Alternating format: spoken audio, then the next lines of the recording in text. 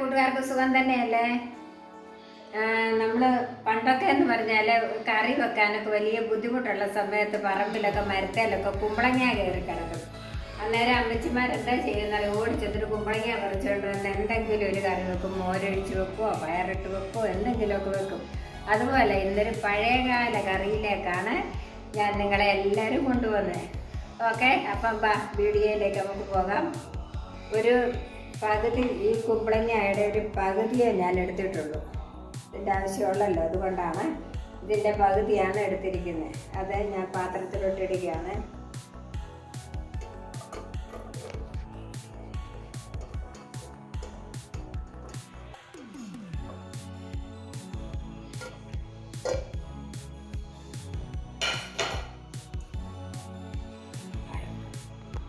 എന്നിട്ട് അതിനകത്തോട്ട് ഒരു തക്കാളി എടുത്തു, 3 പച്ചമുളകും എടുത്തു.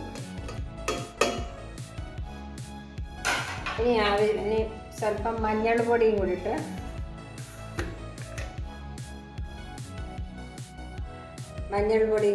അത് വേഗം വെക്കുക.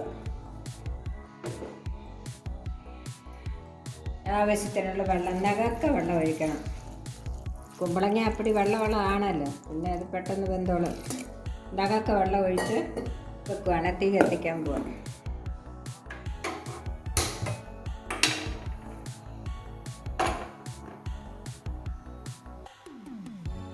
ഉപ്പിട്ടില്ല, ഇച്ചിരി ഉപ്പ് ഇടുക. ഉപ്പ് ഇട്ടിട്ട് അടച്ച് വെക്കുക. 1 സ്പൂൺ ഉപ്പ് ഇട്ടിട്ട് ഇനി അടച്ച് വെച്ചാൽ കുമ്പളങ്ങ ഒന്ന് വേഗണ്ട. ആ നേരത്തിൽ നമുക്ക് വേറൊരു പരിപാടി ഉണ്ട്. എന്താണ്? ചെറുപയർ. ഇതിന് 1 കപ്പ് ചെറുപയറാണ് ഞാൻ എടുത്തിരിക്കുന്നത്. ഇത് കഴുകി വാരി കുക്കറിലിട്ട് വേറെ വേവിച്ച് വെക്കണം. അതിപ്പോൾ ഞാൻ കാണിക്കാം. 1 കപ്പ് ചെറുപയർ എടുത്തു, കഴുകി വാരി കുക്കറിനകത്ത് ഇട്ടു. ഇനി അത് ഒരു 4 വിസിലടിച്ചിട്ട് നമുക്ക് തിരിച്ചെടുക്കാം. അതിപ്പം നമ്മുടെ കുമ്പളങ്ങ അടുപ്പയിലായി, ചെറുപയർ കുക്കറിനകത്ത് വെച്ചു. ഇനി അതിനാവശ്യമായ സാധനങ്ങൾ എടുക്കുകയാണ്. തേങ്ങ ഉണ്ട്, ചെറിയ ജീരകം 1/4 സ്പൂണ്, 2 വെളുത്തുള്ളി, ഇച്ചിരി ചെറിയ ഉള്ളി. ഇതെല്ലാം കൂടി അരയ്ക്കാൻ പോകും. മഞ്ഞൾപ്പൊടി അതിനകത്ത് ഇട്ടത് കൊണ്ട് ഞാൻ തേങ്ങയിൽ ഇടുന്നില്ല. അപ്പം നമ്മളെ തേങ്ങയും ജീരകം വെളുത്തുള്ളി ഇതെല്ലാം കൂടി അരച്ചെടുത്ത തേങ്ങ അതാണിത്. ഇതിന് കുമ്പളങ്ങ നല്ലതായിട്ട് വെന്തു. കുമ്പളങ്ങയും തക്കാളിയും കൂടെ വെന്തു. ഇനി ഈ തേങ്ങ ഇതിലോട്ട് ഇടാൻ പോവാം.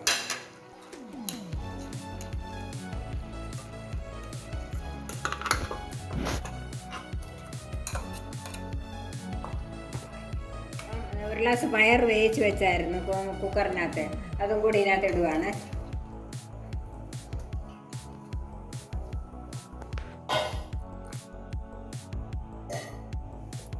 അപ്പം നമ്മുടെ തേങ്ങയും അരച്ചിട്ടു, ചെറുപയർ വെന്തത് ഇട്ടു.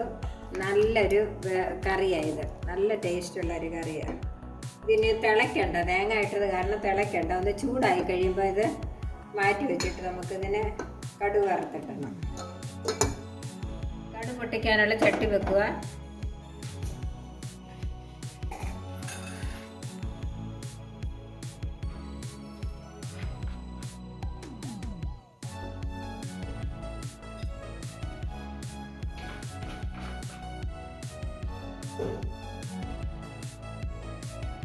എണ്ണ ചൂടായി, കടുക് കൊണ്ടിടുക.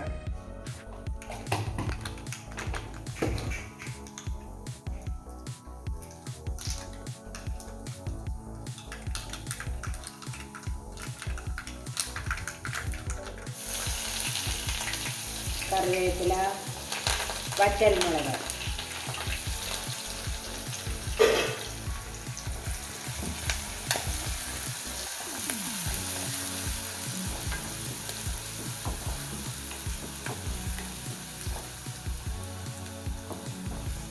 നമ്മുടെ ഉള്ളിയെല്ലാം കടുക് പൊട്ടിച്ച ഉള്ളിയെല്ലാം മൂത്ത്. ഇനി സ്വല്പം കാശ്മീരി ചില്ലി ഇടുക, കാരണം എരിവിട്ടും കളറിന് വേണ്ടി മാത്രം. നമുക്ക് ഇതിനകത്തോട്ട് താളിച്ച് വയ്ക്കാം.